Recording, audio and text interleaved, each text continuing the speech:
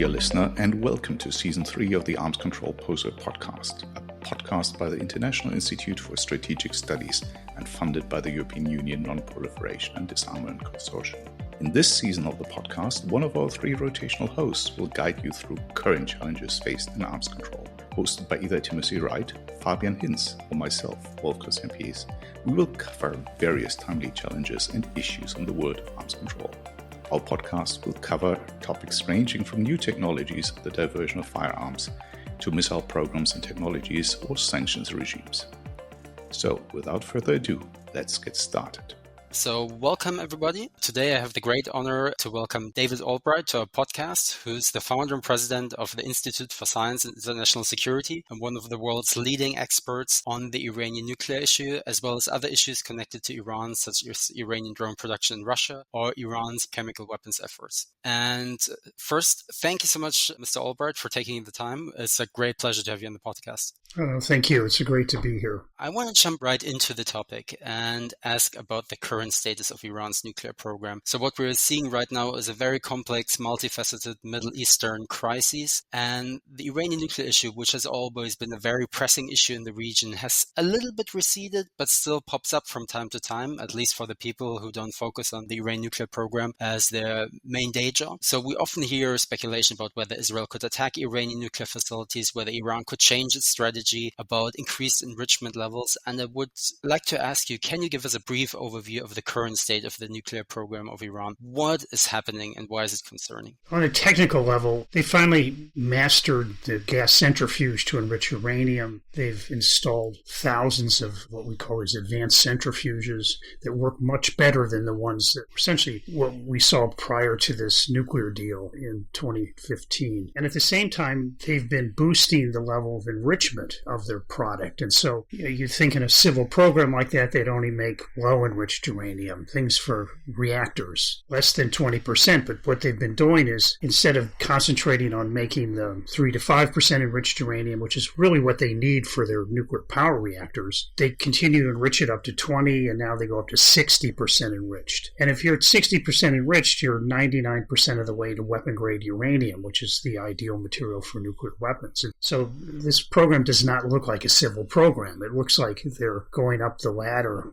to get toward weapon-grade uranium while not actually making the weapon-grade uranium. And so between the greatly increased centrifuge capacity, these enriched uranium stocks, particularly of 20 and 60%, they've positioned themselves that if they did want to make weapon-grade uranium, they could do it very quickly. Like within a week, they could get enough weapon-grade uranium for a nuclear weapon, and many quantities in a month. And so it creates an edge that they're so close to being able to do it. Will they just do it? And in a sense, we could live with that. But the Mideast has really changed, and about a year ago we started to see signs that they were starting to reevaluate how they thought about their nuclear program and worrying that their traditional deterrents, which really are embedded in the proxies, are the surrounding Israel and the missile force, but started to see indications that those two things are not enough. And in the last year, proxies have been severely damaged in Hamas and Hezbollah. The missile force is not at least what we thought it would be, based on monitoring their own discussions of particularly its accuracy and reliability. And so you have a situation where there's a lot of discussion in Iran to whether they should build nuclear weapons as kind of a final deterrent that they can muster, and we don't know how it'll play out. I should mention the weapon-grade uranium is the long pole in the tent of making nuclear weapons, but there's other poles too of making it into a crude device you could test underground, or making it so you could deliver it on a missile. But those time frames have shrunk too. And so you have a situation where they could move to make weapon-grade uranium quickly. It's not that long, much longer. It's months, but it's in months they could have a crude nuclear explosive device. And now their mindset is shifting to thinking maybe that's what we should do. So I always remember that Iran had this hedging strategy where it basically pursued as many technological capabilities as it could under civilian cover. And as you mentioned, now it's enriching to higher levels than would actually be necessary for a civilian program. So do you think that Iran is slowly giving up the pretense that everything related to the nuclear program was just civilian in nature? I think they are. We don't use the term hedging. I understand why people do. I mean, we use a more technical-based assessment. I think they're trying to send a signal that they can build the bomb quickly, and they want to get some deterrence value out of that. I think underneath it is to try to say an Israeli military strike would be pointless. You can't stop us. So I think they're trying to get some value from these statements and try to get in a position where they could convince Israel not to strike. I don't think that'll work, but I think that's what they want to do. I guess you would see the slight change in rhetoric, or the rather dramatic change in rhetoric we've seen in that light as well. So I remember a time when Iran would always fervently deny they had any ambitions to ever produce nuclear weapons, and now you have former officials saying, oh, it's like, imagine a nuclear weapon is a car, we have the engine, we have the tires, we just have to assemble everything. Yeah. So that's probably part of it, right? Yeah, and one of the complications in all this is that you think, oh, now we'll talk about our former nuclear weapons program. They still maintain the line, we've never worked on nuclear weapons,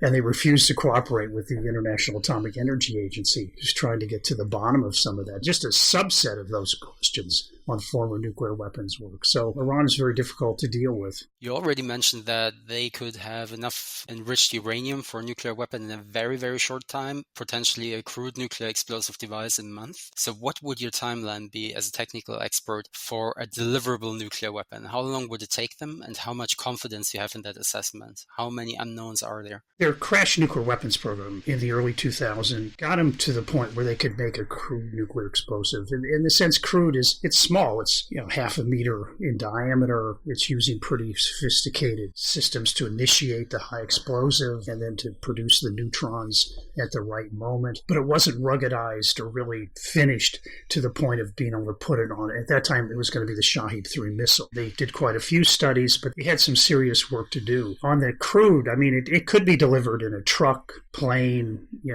ship. So it's not that it's not deliverable, but I don't believe it could really go on a missile. Now, once you get into this area, though, these are not high confidence estimates by any means. And I've had government people, intelligence people in Europe who say, well, you say a year, let's say, to get to a warhead that can be delivered in a missile. I think they can do it in 3 months. Oh, interesting. And I stick to my year. There's another estimate, too, which is out there, which was very popular in Israel a couple of years ago, was Iran would only recreate the Ahmad plan, this crash program of the early 2000s, finish it, and then serially produce nuclear warheads for ballistic missiles. And it would take them at least 2 years to do that, to put together the nuclear weapons production infrastructure, finish the work on the warhead for the reentry vehicle, and then serially produce them. And I think their assessment is broader now. I think they understand that it could be a crash program. And that wouldn't be from the nuclear weaponeers. I think the nuclear weaponeers want a predictable task with a clear march forward where they produce something that they have high confidence in. But the leadership may differ. And so if Iran is really put into a corner, they may say, okay, just build the bomb as fast as you can. And that's where we come up with an assessment of about 6 months to get a warhead that could be exploded underground or delivered in this crude way. But significantly longer to get a warhead on a missile. And from my understanding of looking at the documents in this, what we call the nuclear archive, if they're going to fire a missile at Israel, they want to make sure it's going to detonate over a target. They understand it's hard to get through, but also that creates another challenge, which we think they have to wrestle with. And you'll know this better than I. The Shahed 3 had a rather kind of old-fashioned reentry vehicle, old-fashioned shape. Now they're pointier.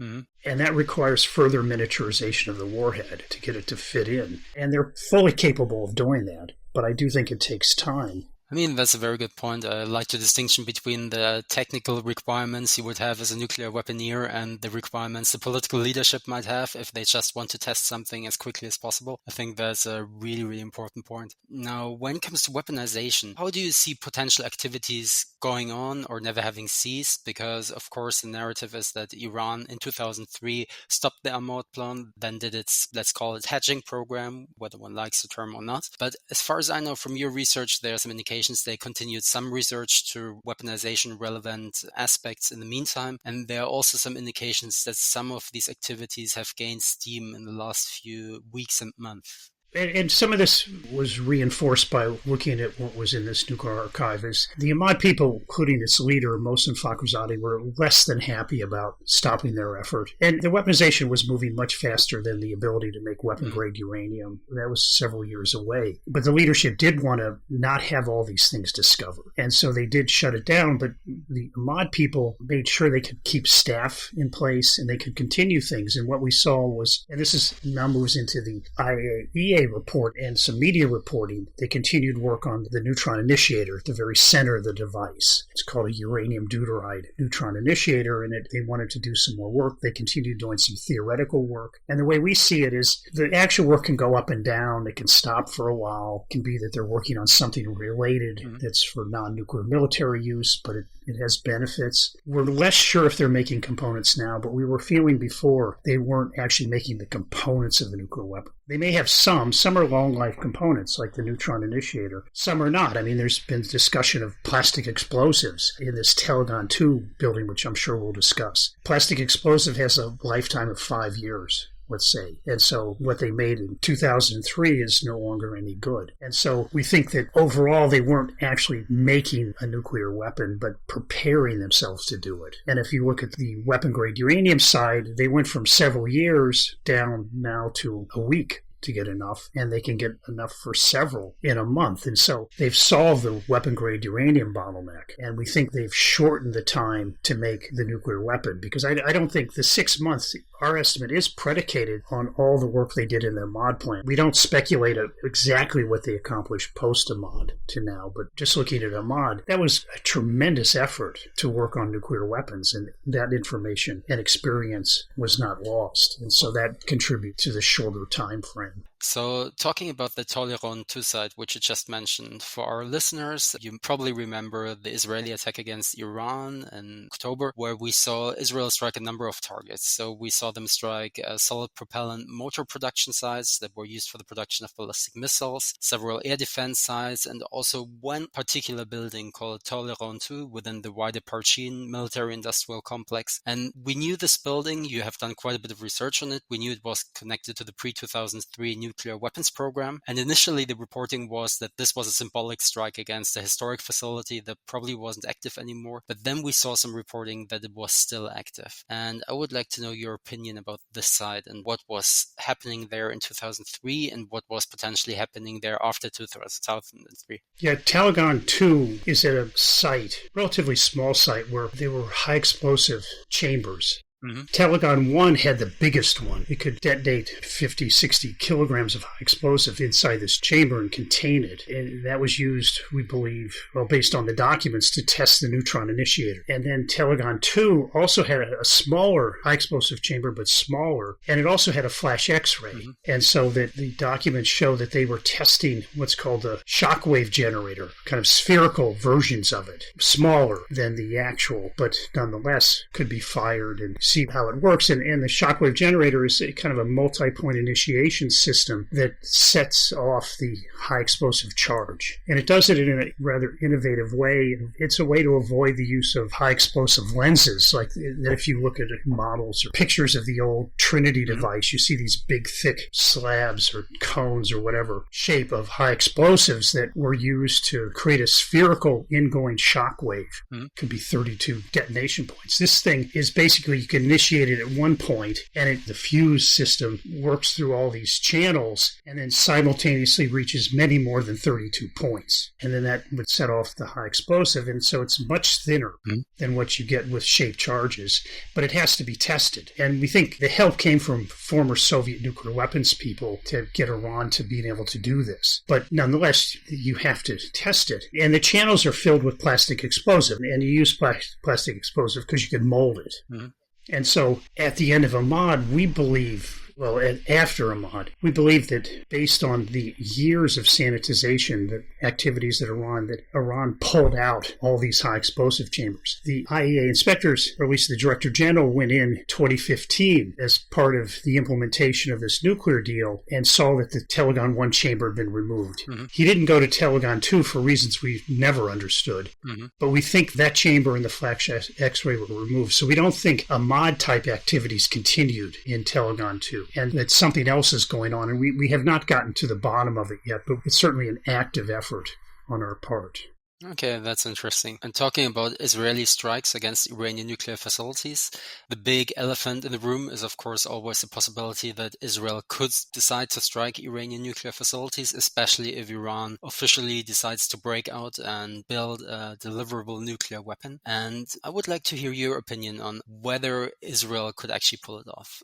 So is this something that Israel could do? I mean, we've seen them do some very successful attacks. There's the Iranian ballistic missile infrastructure, but then again, these are easier targets than the deeply buried underground facilities. What do you think? Whether Israel could do it alone, whether they would need American help, whether that's a realistic possibility? Sort of assessments based on my own reading of previous strikes by Israel. It's never been possible to go and take out some nuclear sites and then say we're done. Mm-hmm. Israel hit the Osiris reactor in 1981. Iraq then greatly intensified its work on nuclear weapons, diversified its program into enrichment, and it was only the 1991 war that, in that case, inadvertently stopped it or near stopped it. And then what really ended it was the very intrusive inspection effort. Mm-hmm. And in Syria, the reactor was struck in 2007.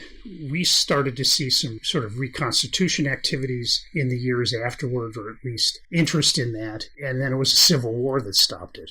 Mm-hmm. I don't know the status now, but I think the old reactor complex, is not even under Syrian government control. Not that they could use it again. And so I think you have to, if you think of Israel striking Iranian facilities, you have to think of it in kind of a 1-2 punch situation. And so the first punch that Israel could do could cause immense damage to their nuclear program. They have to be very careful what they target, because you don't just bomb everything by any means, and it's a huge amount of facilities and materials. But Israel has very good intelligence, and that they would have to be very selective about their sites and aim to, first of all, make it so they can't make weapon-grade uranium in a week. That may not be 100% assured, but nonetheless, and let me just add, Fordow is more vulnerable than I think people realize. I mean, we have the building designs. It's in the nuclear archive. Israel has even more of those designs. Know exactly how the tunnels go, where they start, how they zig and zag, where the ventilation system is, the power supplies. And without it, you don't have to bring down the roof of the enrichment hall to put that facility out of operation for a long time and make it very hard to get into. And even we're surprised by there's only one ventilation shaft. Oh, really? For the building. And you see it in the drawings. We went back and looked at historical imagery, and we could see it being built and then camouflaging it. You know exactly where it is. I mean, there's these movies where they drop something down a ventilation shaft and destroy the facility. There are filtration systems in there, so you're not going to get something all the way down. But you can destroy that shaft pretty deeply that could potentially cause damage, mostly through temperature effects. But you could put the facility out of commission for quite a long time, measured probably in a few years rather than a few months. But that being said, what are you going to do next? And either there has to be a really resounding nuclear deal that puts huge constraints, like what was done in the past on the nuclear program, or you have to be able to say, look, if you rebuild, we will destroy something. It's going to be much more painful. Because in the end, they could give up their entire nuclear program that's involved in enrichment, and they wouldn't suffer anything. It provides no economic benefit at all. Some employment, but that's about it. What if they destroy their oil production facilities and they can't produce oil products for their own population? Or, God forbid, they would go after the exporting part of the oil industry in Iran. So they have to have something that says to Iran that you can suffer much worse consequences if you rebuild. And I think ultimately everyone would like to end up in a nuclear deal, but you could also end up in a situation where Iran just drags its feet on rebuilding out of fear of suffering immense damage, direct damage to its economy. And I think all this Israel could do on its own. But yeah, it's just that the U.S. provides so much military support that the United States has to buy into this. Yeah. And there's so much interlinkage via communication and intelligence that the United States would definitely be involved in some way that's fairly direct. It may not be hitting Iran militarily, but definitely supporting the mission. I mean, it's really interesting if you look at the last Israeli strikes. I think Iran has never been under any illusion that it could stop an Israeli Israeli or even an American airstrike, but they always had the idea that they could deter them through the missile and proxy arsenal. And now that that deterrence has been degraded, there's really not a lot to stop an actor that is really intent on striking Iran and striking critical Iranian assets from doing so. So I think it will be really interesting whether actors in the region will make the choice. But that leads me to my next question in terms of whether Israel would attack if Iran decides to build a nuclear weapon. Would Iran actually decide to build a nuclear weapon? So what is the current Iranian strategy now? We're seeing a bit of conflicting signals, I would say, in terms of former officials openly talking about the possibility of building a nuclear weapon, some activities resuming, enrichment going up, new centrifuges going up. But at the same time, some Iranian officials talking about a potential new deal about the nuclear program. So is this a strategy to get a new deal and to increase leverage when negotiating a future deal? Is this a strategy to perhaps further develop nuclear capabilities and just buy time? Or is the Iranian regime internally conflicted? Do you have any good reading on what people in Tehran and the relevant decision makers are thinking? No, we don't have good reading on what the centerpiece of the Iranian decision-making apparatus is thinking. We know people who speak on TV or members of parliament are reflecting that they're not speaking for it. But what we see is probably all of what you said. And I would add the people in Iran understand the downsides of building nuclear weapons in the sense they're going to immediately have to worry about what Saudi Arabia does. Egypt is not going to stand still. Track two things they've always said: we'll tolerate Israel's nuclear weapons, but we'll never tolerate Iran's without us going for it. So I think Iranian decision makers understand that this is not the best path to go down, but nonetheless, they very well may decide to do that. And there were many in Washington thinking, well, Iran will go for the bomb before Trump takes office. They'll use this transition time. And Trump sometimes does things that are productive, and that by having this report that Elon Musk met with the Iranian ambassador to the UN talking about a deal creates a countercurrent against pressures to build a bomb that says, well, maybe we can get a good deal from Trump. And Trump, in the end, is not a very good negotiator. Basically, he just badgers people and bullies them until they just say, I'll take it, just leave me alone. But that doesn't work internationally, as was demonstrated with his effort to constrain the North Korean nuclear program. And so I think the Iranians probably feel they could out-negotiate him. And so I think it's created this countercurrent that would argue inside Iran that, well, let's wait and see what happens. We can always decide to build the bomb, but if we move too quick, we may miss potentially useful deal. I mean, as you say, Trump is a bit of a wild card, and he has these kind of contradicting urges to put pressure on his opponents, but also showing a fundamental willingness to do deals. Question is whether it gets transformed into some constructive policy. And here my question would be, what would you expect from a Trump presidency? I understand you've just returned from DC and probably got a bit of a feeling for the mood in DC. Would a Trump presidency start with attempts to reach a deal immediately, or would it first be a maximum pressure campaign, as we've seen before, or maximum pressure campaign that is accompanied by attempts to get a deal, or is all of that still completely unknown?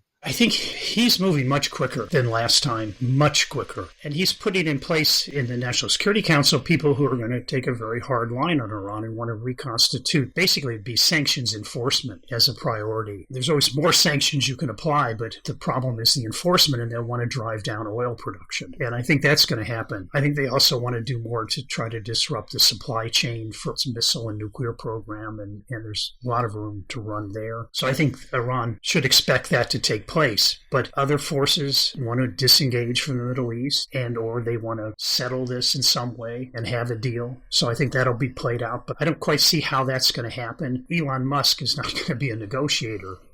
He may be a facilitator, but the actual negotiation is a different process. And I hope Trump's learned from the last administration is that he needs to listen to his planners. One of the problems in 2018, I mean, we understood Trump hated the deal, but if you're going to leave it and leave it suddenly, you should have a plan in place. And their plan was to maximum pressure. And literally, I went to briefings where the top people said to me, oh, Iran won't build up its nuclear program. And we just sort of look at him and go, oh, okay, that's your plan. Okay. We can punish them as much as we want and they do nothing. And some of that reflected that there was a pretty dramatic policy reversal from what had been planned for the first administration. And so I'm hoping that they do something to reimpose enforcement and various other things as part of a maximum maximum strategy, that they've put in place what they want in a negotiation. And they did that prior to the withdrawal. I mean, we knew quite clearly what is it that mattered to get in a negotiation. It's more than what Obama got. I mean, obviously, these are not friends of the deal, but it was things like the IA has to say to us questions. Really, we've gotten to the bottom of it with Iran, and they're cooperating. I mean, that would be one of the key things. The other would be more consistent with the JPOA, sharp limits in the enrichment capacity. But they really have to figure out what they want out of the negotiations. And also after 2018, they reverted to, I don't know if you remember this sort of 12-point or 12 demands. It was almost like 1968 in Paris. We have 12 non-negotiable demands, which I guess in French means questions or requests. I mean, in English, it becomes demand. But it in the pre-2018 environment, 3 of those 12 were fall on your sword for. 6 were, okay, maybe we can get mostly limits on Hamas or Hezbollah. But, the other, what does that make? 3, we really want to get something substantial, but we're not going to fall on our sword to get it. And then after 2018, they all, as I said, become, everyone needs to be there. So they need, and I hope they're doing this, trying to put together their strategy for accomplishing things while they get tough. And I think they'll give a much freer hand to Israel. I don't think they want Israel to attack, but if Israel decides something needs to be done, they'll be very sympathetic. And in fact, I should mention one of the twists in all this that wasn't there is recent, is this idea that people from the old Ahmad plan working for this entity, SP&D, which is this kind of military research and development organization that grew out of Ahmad and would probably build the bomb itself. Some of the people are working at old Ahmad facilities. And that's one of the questions at Taliban too. Is some of that activity happening? Was it happening at Taliban too? But they're working on things that are related to high explosive work, could be nuclear weapons related. I mean, in the end, the intelligence community doesn't know what's going on inside these facilities on a day-to-day basis, but they know that something is suspicious is happening. And what's interesting is those people don't have the approval of the top leadership, that it's kind of self-initiated work that is picking up and that's muddying the line in this whole question of, has Iran decided to build the bomb? And a lot of this certainty in intelligence communities that we discussed things with was that they would know that based on changes in the activities of the top leadership. But now you have this, self-initiative programs at the bottom that are reducing the timelines potentially. I mean, that's quite interesting, having self-initiative for nuclear weapons-related work. That's quite a unique model, I would say, for development. But coming back to the US real quick, one thing that would be really interesting for me and probably for our listeners is also, do you still think that the Iranian nuclear issue is as much as a partisan issue as it used to be? Because I remember when I was in the US back in the day, of course, the JCPOA was Obama's legacy project for transforming Mideast policy to some extent. And then Trump very abruptly pulled out of the deal. And I remember how much it became a partisan issue, but a lot has changed in the meantime. If you look at the protests inside Iran, October 7th, the whole Middle East crisis, do you still think it is very much a partisan issue the way it used to be in, let's say, 2018, 2019, 2020? I hope not. I mean, I don't know. And it wasn't before 2014. And sanctions legislation had opposed by Obama administration certainly didn't do anything to block them and then signed on to them. But it's hard to judge right now because a lot of it depends, does the Trump resistance movement reconstitute itself? So far, not. Yeah, there was obviously very bitter debates on the JCPOA, and we got caught up in the middle of them. And then after Trump won and wanted to move in a different direction, but not leave the deal, the Trump resistance that existed in the Democratic Party said nothing can be done with Trump. Doesn't matter what it is. Total resistance to anything he suggests in Congress. And you couldn't even get the Democrats to negotiate on legislation that would institutionalize an approach. One of the things that's changed in Washington this time is the Trump resistance movement doesn't seem coming together in the same way as it did in Trump's first term. And so, again, these are big political issues, and we work on this small area of Iran. But if this is done badly, it could lead to a region-wide war. So one hopes that the bipartisan approach wins out. That's quite interesting. So quite a change of mood from back in the day. Yeah. Now, we talked a lot about the US, and of course, there's also some other diplomatic activity going on with the IAEA and the European Union. How do you see the current developments taking place there, and how consequential you think they are in the grander scheme of things? I think they're very important. I mean, let me say, happiest moments was when I could work on the inspection effort in Iraq in the 90s and work with people at the IAEA. They'd gone from just being miserable inspection system to being a remarkably good one. And anything could be tried in the context of Iraq because of the strength of the UN Security Council resolution that created this whole effort. I have very dear feelings toward the IAEA, and I think their work in Iran is critical. Mm-hmm. And as I mentioned, in the Trump administration, that was one of the three things they'd fall on their sword for, is the IAEA gets to do what it does and really says this is a peaceful nuclear program and the questions have been answered. And so I think their work is very important. They've sounded the alarm in Iran having undeclared nuclear material. And the central mandate of the IAEA in these kind of cases, in fact, in general, is that they get a declaration that's complete. Obviously, it has to be correct. That's pretty easy to deal with. If they say they have this much uranium, you can just check. But is it the complete amount of uranium? And that's the tricky part, and Iran has failed on that. And so the IAEA has been sounding the alarm that they're not telling the whole truth, actually lying about important things. And so now the question is, will the international community use that information? And I think the Europeans and the United States are determined that the IAEA alarm should be answered with action. Now, Biden's people have been fairly timid, and when they're more timid than the E3, France and Germany, it's a pretty scary thing.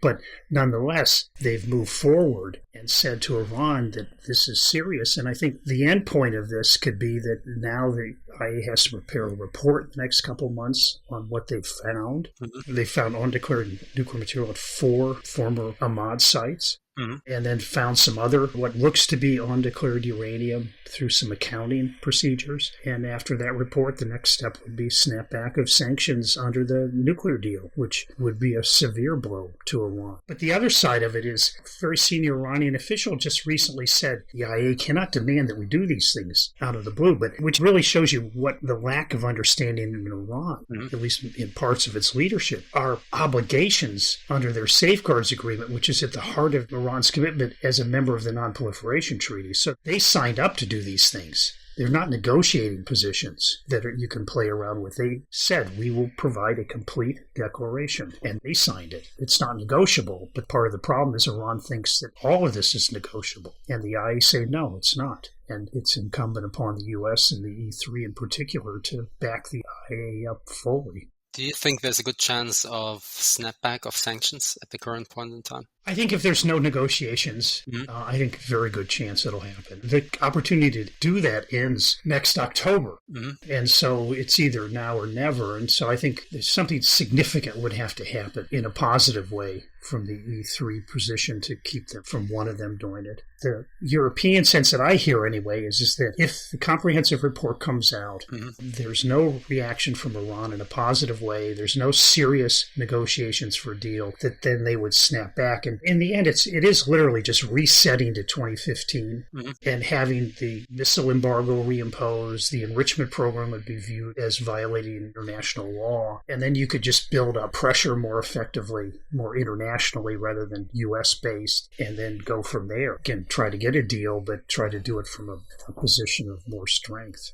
One other question I have regards the international dimension. So now we're living in an era where Iranian drones come crushing down in Europe every day. We have the delivery of thousands of Shahed drones to Russia, which your institute, of course, have covered in detail. And we had the reported delivery of Iranian ballistic missiles. And the question is always, what will Iran get in return? Could it be missile technology, air defense technology, or could it be something in the nuclear field as well? And I would like to hear your opinion on what Russia could give Iran in the nuclear field, or is that even a realistic prospect, or is it something that Russia just wouldn't touch? How concerned should we be when it comes to the alignment of Iran and Russia, especially with its potential implications for the nuclear field? Yeah, I think Russia gives a lot to Iran on nuclear. I mean, the power plant that exists there, the Bushehr reactors, Russian, huge amount of assistance in terms of getting things to work better, safer, that's been going on for years. And even what's going on during the JCPOA times, that some of that was encouraged. And that spilled over to Iran being able to build reactors much more effectively. Now, they're focusing on much smaller ones, but one is third the size of Bushehr, and they're putting together the infrastructure to be able to make the parts. Mm-hmm. So I think there's been a tremendous transfer already. Now, I personally think Russia will not want to transfer enrichment technology. I mean, it's very proud of what it's done in Russia. It has the leading centrifuge program in the world. It was the first program of that nature. And its people are pretty disciplined not to help outsiders. So I would not believe the Russian government at this point in time would help. Although I do have to remember that they did offer to sell Iran an enrichment plant back during the Clinton administration. And Clinton administration stopped that. But I think right now, I don't think they would see the benefit in marginal help to what's a pretty successful Iranian centrifuge program. On weaponization, there's already been leakage out of the Soviet nuclear weapons complex. And I would hope Russia would not in any way play in that playground. But I do think where they more than happy to help, although I haven't seen evidence of it, maybe you have, is on the space launch program. They can help there, and then Iran can benefit and spin it off into the weapons side, but it would be a space launch cooperation. Now, we wonder, and probably more than suspect, that the improvements that Russia's made in the Shahed drones has gone back to Iran. Russia would identify problems in the drones. And so we think in that interchange, the Russian improvements did go back to Iran. And so Iran can make a better Shahed. And some of it was in the airframe, some of it's in the program of various electronic modules. And we also know Russia's opened the door to Iran to go visit the companies in their military production complex to try to negotiate things. And what we saw in leaked documents was efforts to get the technology for the production technology of a whole range of weapons, from RPGs to parts of old aircraft that they got from the U.S. to TELs to missile defense things. Russia's allowed them to buy things, and they're probably not applying robust export controls to this stuff. And now Russia and Iran have this 25-year cooperation agreement, and so I think there's definitely going to be a range of things going to Iran, and I'd say there's certainly some very advanced missile defense systems that could potentially go. But also I think Iran's very interested in getting hold of the technology so they can create the factories to make these things themselves. But all more on the conventional side of things. Yeah, so far. I think I've seen this in other programs. You think, there'll be some cooperation. But if you're sitting in Iran's nuclear weapons program, which is ultra secret, and you know that if it gets exposed, it could lead to an Israeli strike within days, you don't necessarily want to bring Russians in on that, because ultimately you don't know how this is going to end up. It all looks great now, but roll forward 6 months or so, and it may be that Russian decides to tell a U.S. ally, thinking that this isn't great for the Middle East if Iran really has a more effective nuclear weapon, and they may rat him out. So I think the Iranians probably would not want to bring the Russians in on the nuclear weaponization program. And we do think that there was Russian-Iranian cooperation on making stable isotopes in the IR-1 centrifuges, these old-fashioned ones. And I believe that Iran probably got help from individual Russians on how to make their centrifuge work better, because probably the Russians were frustrated that the thing doesn't work very well, and they're trying to really make stable isotopes, and they may have very well given the Iranians some hints or tricks to get the thing to work better. I mean, that's quite interesting because it mirrors what I'm seeing in the missile program. I mean, a lot of people focus on the transfer of large Chinese systems or special technologies, but a lot of times the more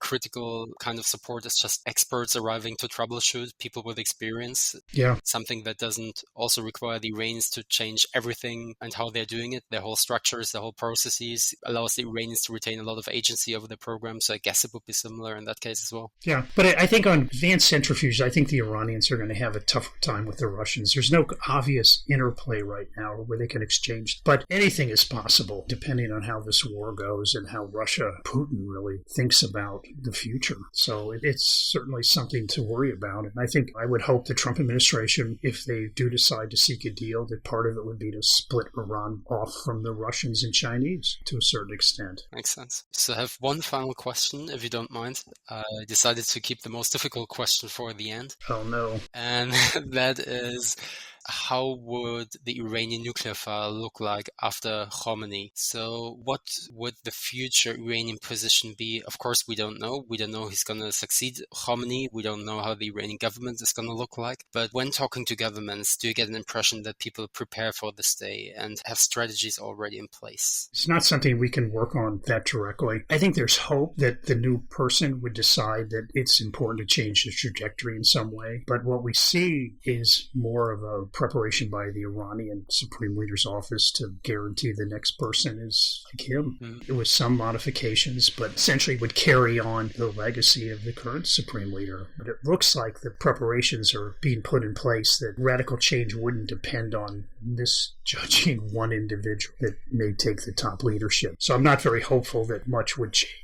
But again, the other part of me is really hoping, because the thing is, this crisis has gone on for so long, and let me call it a crisis from the nuclear technical point of view, and it always is getting worse. And that I think the hope, obviously, is on a more realistic level, is that the U.S. can manage to cobble together something that both scares the regime, whoever is heading it, and rewards the regime enough to create a better situation for all. Well, let's hope for the best. But first, thank you so much for these insights. That was really valuable. I would have a ton of questions, but we're already running out of time. But thanks once again for deciding to appear on our podcast. It was a pleasure. No, and thank you for very educated and probing questions. So really appreciate that. One of the downsides in the work I do is I rarely interact with people outside of my organization. I mean, we really get insular, so appreciate this opportunity to talk to someone outside my group. That was fantastic. So that's all we have time for today. So thank you so much to our guest for sharing expertise and knowledge with us.